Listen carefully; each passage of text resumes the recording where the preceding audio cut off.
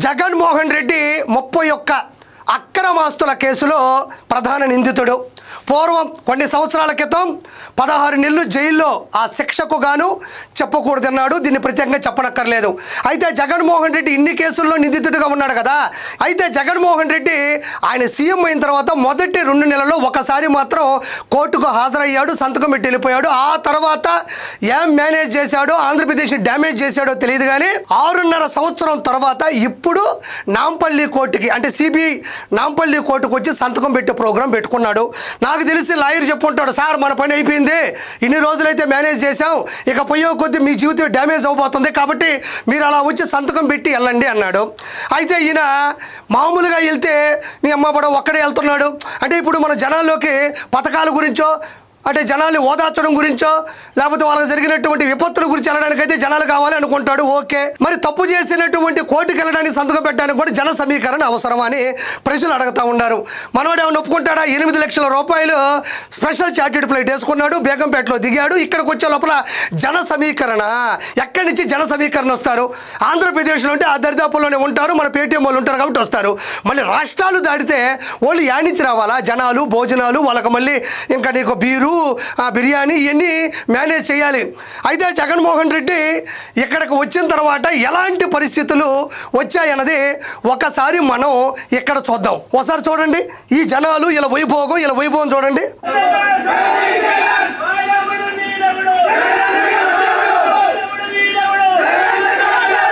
ఇక్కడ వీళ్ళు ఉన్నారు కదా, మీరు పొగాకు రైతుల దగ్గరికి వెళ్ళేటప్పుడు వీళ్ళే ఉంటారు, నిమ్మ రైతుల దగ్గరికి వెళ్ళేటప్పుడు వీళ్ళే ఉంటారు, మామిడికాయ రైతుల దగ్గరికి వెళ్ళేటప్పుడు వీళ్ళే ఉంటారు, గుంటూరు మిర్చి రైతుల దగ్గరికి వెళ్ళేటప్పుడు వీళ్ళే ఉంటారు.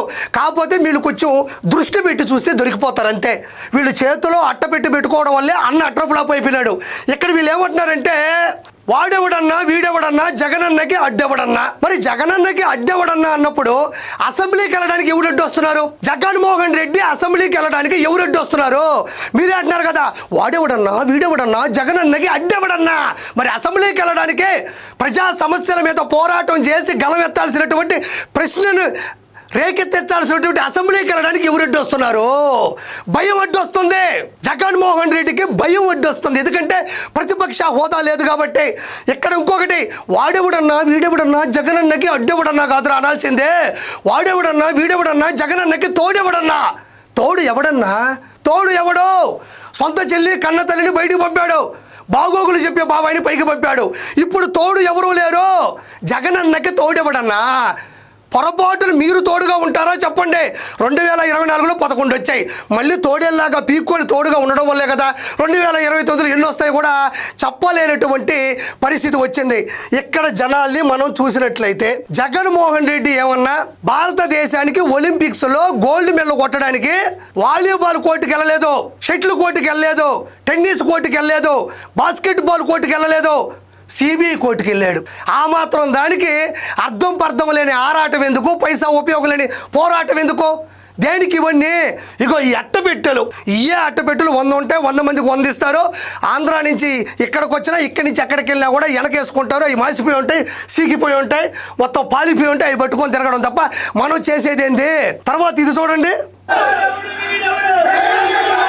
ఇది ఆంధ్రప్రదేశ్ కాదు, తెలంగాణ రాష్ట్రంలో ఉండేటువంటి నాంపల్లి సిబిఐ కోర్టుకి వెళ్తుంటే మొత్తం జూనియర్ ఆర్టిస్టులు అంటే అసలు పిఆర్ఓ పాపం చచ్చిపోవాలా బతకాలా? జగన్మోహన్ రెడ్డి నువ్వు పెట్టుకున్న పిఆర్ఓ బతకాలా చావాలా? ఇదేమన్నా బాహుబలి సినిమానా? వీళ్ళందరినీ ఎక్కించుకొని వీళ్ళందరికీ అట్టపెట్లు ఇచ్చేది ఊరంతా తెప్పాలంటే వాళ్ళు సావాలా బతకాలా? నాకు అర్థం కాదు. ఇక్కడ చూడండి, ఇప్పుడు ఒక ఆవిడ వెళ్ళిపోయింది ఎటు పడి, మళ్ళీ మర్చిపోయారు తండ్రి. ఇక్కడ చూడండి, ఇగో ఈవిడెవరో చూస్తుంటుంది. ఇక్కడ పోలీసు వారు ఉన్నారు, ఓకే సెక్యూరిటీ ఇవ్వాలి తప్పదు. ఇక్కడ చూడండి, సెక్యూరిటీ ఇచ్చే జగన్మోహన్ రెడ్డి కాదు, జగన్మోహన్ రెడ్డి చేత ఎవరైనా చావబోతుంటే వాళ్ళని ముందుగా పసిగట్టి వీళ్ళు కాపాడుతారు. ఇక్కడ చూడండి, విడుదల రజని, ఈవిడ ఎక్స్ హెల్త్ మినిస్టరు, ఈవిడ చిలకలూరుపేట ఎమ్మెల్యేగా పనిచేసింది. ఇక్కడ మనం గమనించినట్లయితే ఈ కోలాహలం చూస్తే నాకు ఒక వైభోగం గురించి గుర్తు చేయాలనిపిస్తుంది. ఇంతకుముందు క్రికెట్ ఉమెన్స్ వరల్డ్ కప్ జరిగింది, భారతదేశం గెలిచింది, ప్రపంచ కళ్ళల్లో నిలిచింది. ఆ భారతదేశం cricket world cup women's world cup గెలవడంలో ప్రత్యేకమైనటువంటి పాత్ర వహించినటువంటి శ్రీచరణి అని ఒక అమ్మాయి, కడపకు చెందించిన అమ్మాయి, ఆ కప్పుని కొట్టిన తర్వాత రాష్ట్రంలోని ఎయిర్పోర్టుకు వస్తుంటే ప్రజాప్రతినిధులు, ప్రజలు, పత్రికా విలేకరులు, అభిమానులు తండోపతండాలుగా వచ్చారు. ఆ శ్రీచరణి గారు ఆ అమ్మాయిని చూడడానికి భారతదేశానికి వరల్డ్ కప్ తెచ్చిన భాగంలో కష్టపడి దానికి దోహదపడింది కాబట్టి ఆ అమ్మాయిని చూడడానికి వచ్చారు. అది ఒక కారణం ఉంది. అక్కడ కారణం ఉంటే ఇక్కడ దారుణం ఉంది. అది కారణం, ఇది దారుణం. ఆ అమ్మాయి కూడా కడప నుంచే వెళ్ళింది. ఈరోజు దేశానికి గర్వకారణమైన కప్పుతో పాటు పేరు తీసుకొని వచ్చింది.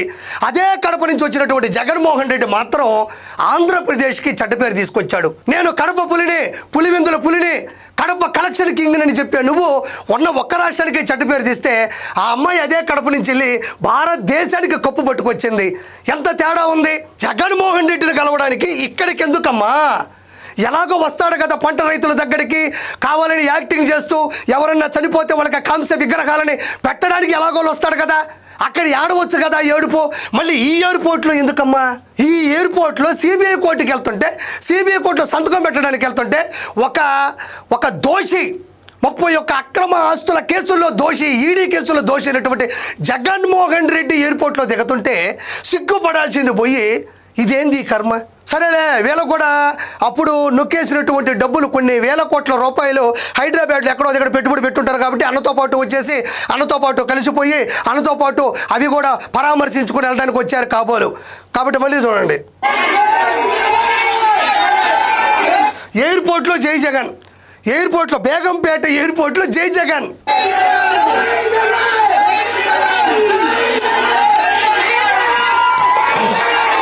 ఇక్కడ Jaganmohan Reddy route map Begumpet airport నుంచి పంజాగుట్ట, లగిడికప్పులు, నాంపల్లికి వెళ్తాడు, కోర్టులో సంతకం పెడతాడు. పట్టుమని 10 నిమిషాలు కూడా ఉండడు, అసెంబ్లీలోనూ 10 నిమిషాలు ఉండడు, కోర్టులో కూడా 10 నిమిషాలు ఉండడు. అయితే ఇక్కడ మనం ఇన్ని జగన్ జగన్ అని అరుపులు వినిపిస్తుంటే బయటోడు ఎవడన్నా చూస్తే ఏమనుకుంటాడంటే జగన్మోహన్ రెడ్డి రూట్ మ్యాప్ ఎలా ఉంటుంది అనుకుంటారంటే జగన్మోహన్ రెడ్డి బేగంపేట ఎయిర్పోర్ట్లో దిగుతాడు, అమీర్పేటలో అనాథ పిల్లలకి అన్నదానం నిర్వహిస్తాడు, పంజాగుట్లో ఉండేటువంటి పేద ప్రజలకి ఉచిత ఇళ్ల పట్టాలు పంపిణీ చేస్తాడు, లగిడికాపూల్లో ఉండేటువంటి దివ్యాంగులకి ట్రైసైకిల్స్ ఫ్రీగా వాళ్ళ చేతిలో పెడతాడు.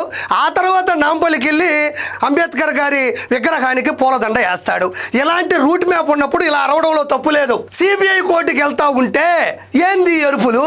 శాలువా కప్పాల్సింది పోయి అవార్డులు రివార్డులు ఇవ్వాల్సింది పోయి ఏంది అరుపులు?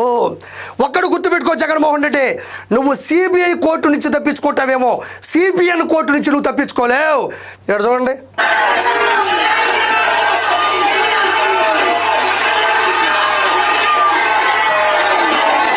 ఏడ కెమెరా పెట్టేటప్పుడు జనాలు ఎంతవరకు ఉన్నారో వాళ్ళు కరెక్ట్గా అక్కడ వరకే పెడతారు. ఒక్కరోంతో పొరపాటున ఎవరిన బొసం తగిలి పైకి లేసింది అనుకోండి ఖాళీగా ఉంటుంది. అదంతా ఆడ కుక్కలు లేకపోతే కార్లు బైకులు వెళ్తూ ఉంటాయి. పొరపాటున ఎవడన్నా వచ్చింది జగన్ అన్నేనా అని ఇటు కొట్టాడు అనుకో, కెమెరా ఇటు లేసింది అనుకో, అంతా ఖాళీ, మొత్తం ఖాళీయే. జగన్మోహన్ రెడ్డి లైఫ్ లాగా అవతల పక్క రోడ్డు అంతా ఖాళీయే. ఈ 10 మందికే కెమెరా కరెక్ట్గా పెట్టుకుంటాడు. ఆర్టిస్టులు కూడా ఆడాడే తిరుగుతుంటారు, ఆడాడి కింద చిన్న గీత గీసుకో ఉంటారు అనమాట. ఆడాడే తిరగాల, మళ్ళీ అటుపోతే ఇటుపోతే దొరకరు, మళ్ళీ వచ్చింది 10 మంది కాబట్టి. ఇక్కడ చూడండి,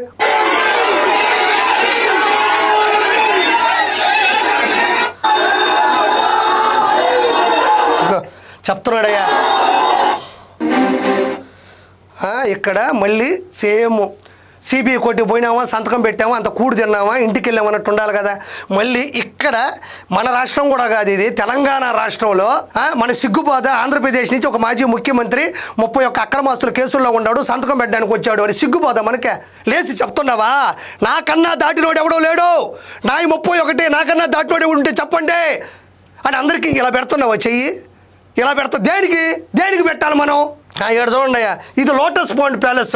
ఈయన సిబిఐ కోర్టు నుంచి నేరుగా లోటస్ పాండ్ ఫోర్ట్కి వెళ్ళాడు. కోర్టు టు ఫోర్ట్, మంచి కోట, 100 కోట్ల రూపాయలతో ఆల్రెడీ కట్టుకున్నాడు.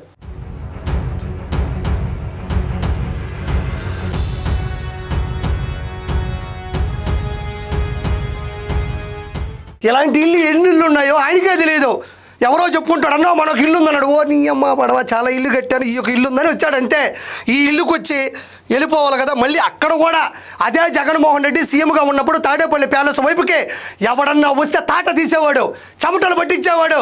తాడేపల్లి ప్యాలెస్ చుట్టూ ఒక 100 ఇళ్ళుంటే నా దరిదాపుల్లో ఎవరు ఉండకూడదు, నాది రాచరిక పరిపాలన, నేను ఒక సీఎంని, నాకు థ్రెట్ ఉంది, ప్రపంచంలో ఎక్కడా లేనటువంటి ప్రగతిని నేను ఆంధ్రప్రదేశ్ వైపుకు అడుగులేపించాను, నా థాట్స్ అన్ని ఎవడన్నా పట్టుకెళ్ళిపోతాడు, కాబట్టి ఈ దరిదాపుల్లో కూడా ఎవడు ఉండకూడదని 110 ఇళ్ళు ఆ దరిదాపుల్లో ఉంటే పేదవారి కడుపు కొట్టి పక్క పంపించేశాడు. కానీ ఆ రోజు జనాలు నేను చూడడానికి ఇష్టపడలేదు. కానీ ఈ రోజు మాత్రం కావాలని లోటస్ పాండ్ ప్యాలెస్ లోపల పంపించి అక్కడ అందరూ రాగానే అంటున్నాడు. అంత యాక్టింగ్ కదా ఇది? ఏ సినిమా ఇండస్ట్రీలో వాళ్ళు బతకబలేదా? వాళ్ళ కడుపు కొడతావా? వాళ్ళు ఎంత కష్టపడి కృష్ణానగర్లో వచ్చి రేయం పగళ్ళు అన్నానికి లేక కష్టపడి మేకప్ ఆర్టిస్టులుగా పనిచేసి అక్కడి నుంచి సినిమాలకు సంబంధించినటువంటి ఆడిషన్స్కి వెళ్ళి వాళ్ళ తెలివితేటలతో డాన్సులు, డైలాగులు ఇన్ని నేర్చుకొని ఓర్చుకొని 10 సంవత్సరాల తర్వాత వాళ్ళ సినిమా ఇండస్ట్రీలో హీరోలు అవుతుంటే నువ్వు ఒకేసారి వచ్చి ఈరోజు హీరో అవుదాం అనుకుంటే సినిమా ఇండస్ట్రీ నేను ఎలా ఒప్పుకుంటుంది? Yes, you are the legendary artist, నువ్వు లెజెండ్ ఆర్టిస్ట్వే. కానీ ఇండస్ట్రీలో ఉన్నటువంటి ఆల్ స్టార్స్ ఏమైపోవాలి? సినిమాలో ఉన్న స్టార్స్ అంతా ఏమైపోవాలి? In the acting hats like this expression. What is that? What is that? పరదాల మధ్యన తిరిగిన నువ్వు, పచ్చడి చెట్లని నరికేసిన నువ్వు, ఏడకొచ్చి లోటస్ పాండ్ ప్యాలెస్ లోపలికి జనాలు రెప్పించి wow what a great an idea and Oscar level performance, all stars are gone to ఆకాశం. I don't like your behaviour. చూడండి అయ్యా, 9 ఫోటో చూడండి, 9 ఫోటో. పార్టీ గెలవక ముందు మాత్రం, అంటే పార్టీ పెట్టక ముందు, పార్టీ పెట్టేటప్పుడు గెలవడానికి అవకాశం కోసం మాత్రం 9 ఫోటో. రాజశేఖర్ రెడ్డి గారి ఫోటో సోషల్ మీడియాలో ఉండేది, పత్రికల్లో ఉండేది, ఆడ చూసినా ఆడ పెట్టేవాడు, జెండాలు అజెండాలు అన్నింటిలో పెట్టేవాడు. గెలిచిన తర్వాత ఎక్కడా లేరు రాజశేఖర్ రెడ్డి గారు. ఇప్పుడు ఓడిపోయాడు కదా, ఎంతో కొంత సెంటిమెంట్ వర్కౌట్ చేయాలి కదా, వెంటనే ఫ్రేమ్ వచ్చేసింది. నాయన జగనన్న, నాయన నేను రాజశేఖర్ రెడ్డి గారిని తప్పుగా మాట్లాడలేదు, నన్ను క్షమించండి. ఇక్కడ చూడండి, రాజశేఖర్ రెడ్డి గారు, జగన్మోహన్ రెడ్డి గారు ఫ్రేము. అంటే మళ్ళీ సెంటిమెంట్ వర్కౌట్ చేద్దాం అనుకుంటున్నావు. సెంటిమెంట్ వర్కౌట్ చేస్తే గెలిచేంత సిమెంట్ మన దగ్గర లేదమ్మా, లేదు. సిమెంట్ కంకరేసి ఇసకేసి సిమెంట్ వేసి రోజులు పోయినాయి. అయితే ఈ జనాలు మూకుముడిగా ఆయన చుట్టూ ఉన్నప్పుడు పెట్టినటువంటి ఒక అట్ట పెట్టే, ఆయన జీవితాన్ని అడ్రపులాపు చేస్తున్నటువంటి అట్టపెట్టి మీద ఎవరు రాశారో చూద్దాం. చూడండి ఒకసారి. 2029లో రప్ప 88 మ్యాజిక్ ఫిగర్ దాటిన తర్వాత గంగమ్మ జాతరే. ఏమిరా మీకు ఈ కర్మ? ఇంట్లో వాళ్ళు చెప్పినట్టు అంత సద్యను దీన్ని కూలి పడికెళ్ళి 10 రూపాయలు సంపాదించుకుని కుటుంబం ప్రశాంతంగా ఉంటుంది కదా. ఈ జాతరలు మనకి ఎందుకు? ప్రతి ఊర్లో ఒక జాతర జరుగుతుంది కదా, మరి జగన్మోహన్ రెడ్డి గంగమ్మ జాతర ఎందుకు? సరే చూడండి, 88 మ్యాజిక్ ఫిగర్ అంటే 175కి 88 మ్యాజిక్ ఫిగర్ దాటగానే ఈడ గంగమ్మ జాతర అంటాయా? నాకు అర్థం కాదు. ఇక్కడ ఒకసారి చూడండి మిత్రులారా, ఇక్కడ 88 దాటిందంట. సరే, మనం కూడా ఒక అనాలిసిస్ చేద్దాం. ఆ లెక్క ఏంటో, ఎన్ని రాబోతాయో మనం కూడా చేద్దాం. మాది ఒక సర్వే అనుకోండి, ఆర్పీ సర్వే. ఇంతకు ముందు వచ్చిన సీట్లు 11, ఇంతకుముందు వచ్చిన సీట్లు ఇవి 11. ఇప్పుడు ఇది 2024లో. నెక్స్ట్ మ్యాజిక్ ఫిగర్ 2029లో 88 అంటున్నారయ్యా. ఇవి నా సర్వేలో ఇవి రెండు చూస్తూ ఉంటే 88/11 ఈక్వల్ టు 8. 2029లో జగన్మోహన్ రెడ్డికి వచ్చేటువంటి సీట్ల సంఖ్య కిరాక్ కార్పి ఫార్ములా, కిరాక్ కార్పి సర్వే 88 2029లో మ్యాజిక్ ఫిగర్ అంటున్నారు. 2024లో వచ్చింది 11, 2 ఒకట్లు. ఈ 2 ఒకట్లు 88 కిందేస్తే వచ్చేది మొత్తం కలిపి 8 సీట్లు. ఒరిని పాసుగాల, మీరు ఈ రోజు హైదరాబాద్కు వచ్చి సిబిఐ కోర్టు చేసిన గందరగోళం వల్ల 3 సీట్లు పోయినాయి. ఈ నెక్స్ట్ వచ్చేది జగన్మోహన్ రెడ్డికి 8 సీట్లే. నేను ఫైనల్గా ఒకటి చెప్తున్నా, జగన్మోహన్ రెడ్డి అనుకున్నాడు 2024లో నేను ఎన్ని పొరపాట్లు చేసినా, నేను ఎంత శాడిజంగా సైకోయిజంగా ప్రవర్తించినా కూడా నాకు 151 సీట్లు ఆల్రెడీ ఉన్నాయి. 5 అటు ఇటు పోతాయి అనుకున్నాడు. 151లో 5 అటు ఇటు పోతాయి అనుకున్నాడు. కానీ 2 ఒకట్ల మధ్య నుండి 5 పోతుందని ఆయన ఊహించలే. ఎందుకు పావు? ఇలాంటి చేష్టాలు చేసావు కాబట్టి నీకు 11 వచ్చాయి. ఒక పని చేయి, ఆ పేటీఎం వాళ్ళు నీ కోసం వచ్చి కొంతమంది ఉన్నారు కదా బీరు బిర్యానీలకి, వాళ్ళందరినీ ఇప్పుడు ఆంధ్రప్రదేశ్, తెలంగాణ, మిగతా 26 రాష్ట్రాలు ఉన్నాయి. ఆంధ్రప్రదేశ్, అరుణాచల్ ప్రదేశ్, అస్సాం, బీహార్, ఛత్తీస్గఢ్, గుజరాత్, గోవా, హర్యానా, హిమాచల్ ప్రదేశ్, జార్ఖండ్, కేరళ, కర్ణాటక, మధ్యప్రదేశ్, మహారాష్ట్ర, మణిపూర్, మిజోరం, మేఘాలయ, నాగాలాండ్, ఒడిశా, సిక్కిం, పంజాబ్, రాజస్థాన్, తెలంగాణ, తమిళనాడు, త్రిపుర, ఉత్తరాఖండ్, ఉత్తరప్రదేశ్, వెస్ట్ బెంగాల్ 28 రాష్ట్రాలు ఉన్నాయి. 2 రాష్ట్రాలు అయిపోయినాయి వీళ్ళని తిప్పి. మిగతా 26 రాష్ట్రాలకు కూడా వీళ్ళందరినీ లారీలో ఎక్కించుకొని అక్కడ కూడా తిప్పు, ఈ అడ్డుపెట్లు వేసుకొని తిప్పు. నువ్వు ఏ రాష్ట్రంలో తిరగాల, ఏ రాష్ట్రంలో ఉండాలని కూడా నీకు లేదు. కాబట్టి దయచేసి నువ్వు అన్ని రాష్ట్రాలు తిరుగు. Thank you so much.